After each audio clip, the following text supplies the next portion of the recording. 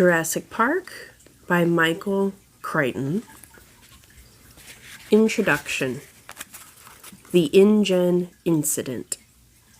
The late 20th century has witnessed a scientific gold rush of astonishing proportions. The headlong and furious haste to commercialize genetic engineering. This enterprise has proceeded so rapidly, with so little outside commentary, that its dimensions and implications are hardly understood at all. Biotechnology promises the greatest revolution in human history. By the end of this decade, it will have outdistanced atomic power and computers in its effect on our everyday lives.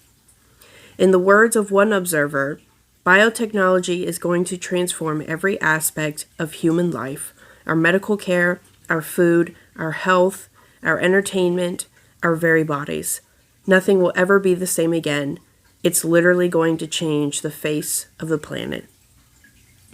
But the biotechnology revolution differs in three important respects from past scientific transformations. First, it is broad-based. America entered the atomic age through the work of a single research institution at Los Alamos. It entered the computer age through the efforts of about a dozen companies, but biotechnology research is now carried out in more than 2,000 laboratories in America alone. 500 corporations spend $5 billion a year on this technology. Second, much of the research is thoughtless or frivolous.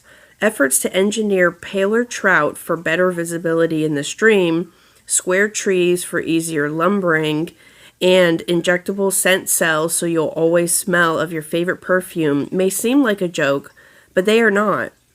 Indeed, the fact that biotechnology can be applied to the industries traditionally subject to the vagaries of fashion, such as cosmetics and leisure activities, heightens concerns about the whimsical use of this powerful new technology.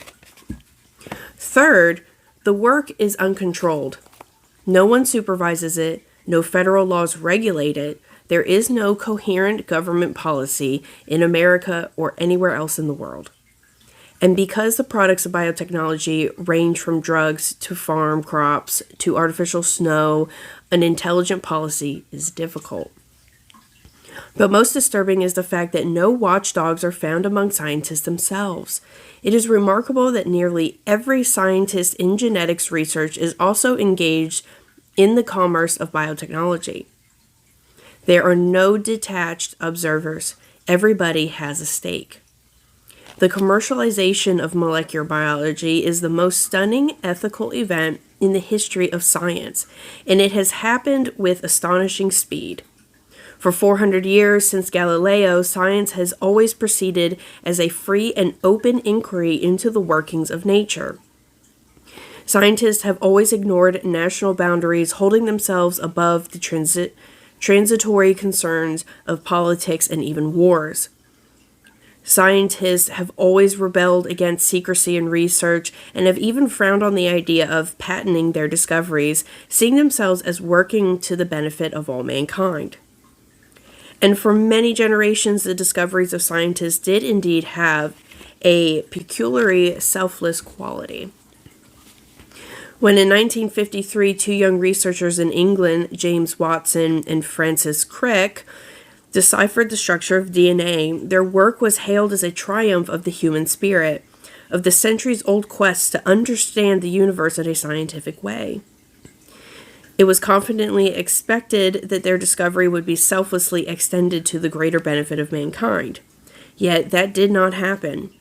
30 years later, nearly all of Watson and Crick's scientific colleagues were engaged in another sort of enterprise entirely. Research in molecular genetics had become a vast multi-billion-dollar commercial undertaking, and its origins can be traced not to 1953, but to April 1976. That was the date of a now famous meeting in which Robert Swanson, a venture capitalist, approached Herbert Boyer, a biochemist at the University of California. The two men agreed to found a commercial company to exploit Boyer's gene splicing techniques. Their new company, Genentech, quickly became the largest and most successful of the genetic engineering startups. Suddenly, it seemed as if everyone wanted to become rich. New companies were announced almost weekly, and scientists flocked to exploit genetic research.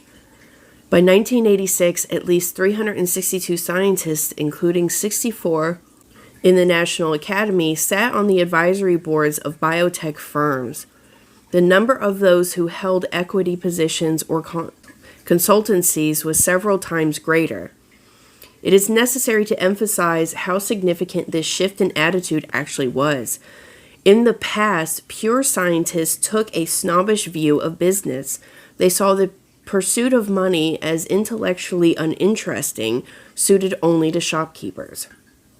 And to do research for industry, even at the prestigious Bell or IBM labs, was only for those who couldn't get a university appointment. Thus, the attitude of pure scientists was fundamentally critical toward the work of applied scientists and to industry in general. Their long-standing antagonism kept university scientists free of contaminating industry ties. And whenever debate arose about technological matters, disinterested scientists were available to discuss the issues at the highest levels. But that is no longer true. There are very few molecular biologists and very few research institutions without commercial affiliations. The old days are gone. Genetic research continues at a more furious pace than ever, but it is done in secret and in haste and for profit. In this commercial climate, it is probably inevitable that a company as ambitious as International Genetic Technologies Incorporated of Palo Alto would arise. It is equally unsurprising that the genetic crisis it created should go unreported. After all, InGen's research was conducted in secret. The actual incident occurred in the most remote region of Central America, and fewer than 20 people were there to witness it. Of those, only a handful survived. Even at the end, when International Genetic Technologies filed for Chapter 11 protection in San Francisco Superior Court on October 5, 1989, the proceedings drew little press attention. It appeared so ordinary. InGen was the third small American bioengineering company to fail that year and the seventh since 1986. Few court documents were made public since the creditors were Japanese investment consortia such as Hamaguri and Densaka, companies which traditionally shun publicity. To avoid unnecessary disclosure, Daniel Ross of Cohen, Swain, and Ross, counsel for InGen, also represented the Japanese investors. And the rather unusual petition of the Vice Consul of Costa Rica was heard behind closed doors. Thus, it is not surprising that, within a month, the problems of InGen were quietly and amicably settled.